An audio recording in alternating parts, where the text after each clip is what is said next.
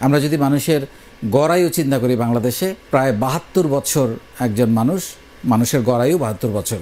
But এটা আমরা বলতে পারি না, আল্লাহর ইচ্ছে কেউ আরও অনেক কম বাঁচেন, কেউ হয়তো আরও বেশি বাঁচেন, কিন্তু গড়ায়ু হচ্ছে ৭২ বছর। কিন্তু এই ৭২ বছরের সময়টাকে যদি আমরা একটু বিশ্লেষণ করি তাহলে আমাদের কিভাবে কাটে আমাদের একটু চিন্তা করা দরকার। প্রতিটা দিন, প্রতিটা ঘন্টা কিভাবে কাটছে আপনি হিসাব করে দেখবেন। অনেকে হয়তো আপনারা জানেন না যে এই ৭২ বছরের মধ্যে আমরা প্রায় ২৩ বছর আমরা ঘুমিয়ে কাটাই। কিন্তু আমরা যদি প্রতিদিন ঘুম থেকে ১-২ ঘন্টা কমাতে পারি সেটা কিন্তু প্রায় ৭-৮ বছর ১০ বছর কিন্তু কমানো সম্ভব। তাহলে আমরা প্রায় ২৩ বছর ৮ ঘন্টা করে ৭ ঘন্টা ৮ ঘন্টা করে ঘুমালে প্রায় ২৩ বছর আমরা ঘুমিয়ে কাটাই। ৭ বছর আমরা খেতে কাটাই, ৮ বছর আমরা বাথরুমে কাটাই, এবং আমরা প্রায় ১০ বছর, এই ৭২ বছরের প্রায় ১০ বছর আমরা যানজটে কাটাই। আমাদের হাতে থাকে মাত্র ২৪ বছর। এই ২৪ বছরের মধ্যে আমাদের কাজ, আমাদের বিনোদন, আমাদের সব কিছু এর মধ্যেই আমাদের কাটে। তাহলে দেখেন যে কতগুলো সময় আমাদের কিন্তু চলে যায়। আমরা কিন্তু চাইলে সেখান থেকে সময় বাঁচাতে পারি, তাই না? এই সময়টা খুব গুরুত্বপূর্ণ। এই সময়টাকে আপনি যদি সঠিকভাবে ব্যবহার করতে পারেন, আমরা হয়তো চিন্তা করি যে আরে এখন তো আপনি স্টুডেন্ট, এত কিছু নিয়ে ভাববার কি দরকার। কিন্তু দেখবেন যে চোখের পলকে ৪টা বছর চলে গেল, ৫টা বছর চলে গেল, দেখা গেল যে আপনি একটা সিজিপিএ ছাড়া কিছুই করেন নাই। হ্যাঁ, এটাও একটা অর্জন, কিন্তু এর বাইরে আরও অনেক কিছু কিন্তু করা যায়। একসঙ্গে একটা মানুষ যে অনেক কাজ করতে পারে, একসঙ্গে ২-৩টা কাজ করতে পারে, ২-৩টা, একটা চাকরি, একটা পার্ট টাইম ব্যবসা, বা ২-৩টা ব্যবসা, বা 2টা চাকরি চাইলে যে একটা মানুষ করতে পারে, এই ভাবনাটা আমাদের মধ্যে তৈরি করতে হবে। কারণ সময় তো সংক্ষিপ্ত, ছোট, অল্প সময় আমাদের। এই সময়টাকে আমরা যত বেশি ব্যবহার করতে পারবো তত আমাদের জীবনগুলো সুন্দর হবে।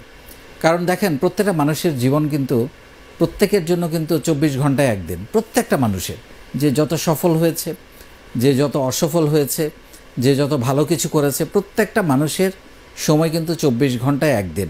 কিন্তু কেউ ২৪ ঘন্টাকে ব্যবহার করে অনেক উপরে উঠে যাচ্ছে, আর কেউ কিছুই করতে পারছে না।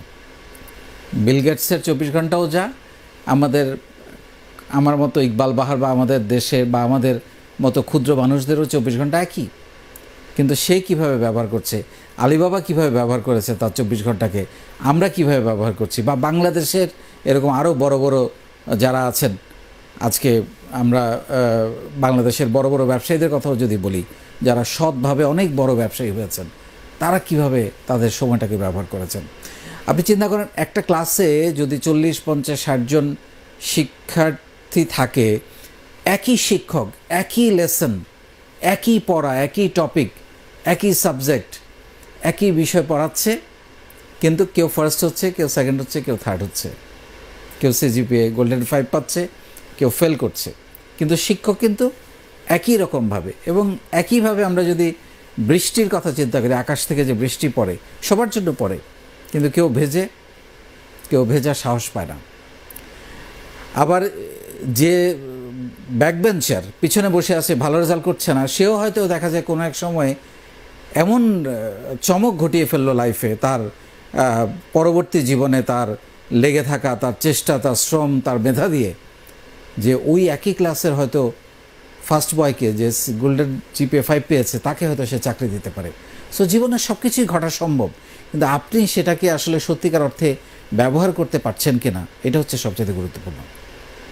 সো বটম লাইন হচ্ছে, সময়কে প্রতিদিন এত ভীষণভাবে চিন্তা করে ব্যবহার করতে হবে, নাইলে সময় একদিন আর আপনাকে সময় দেবে না।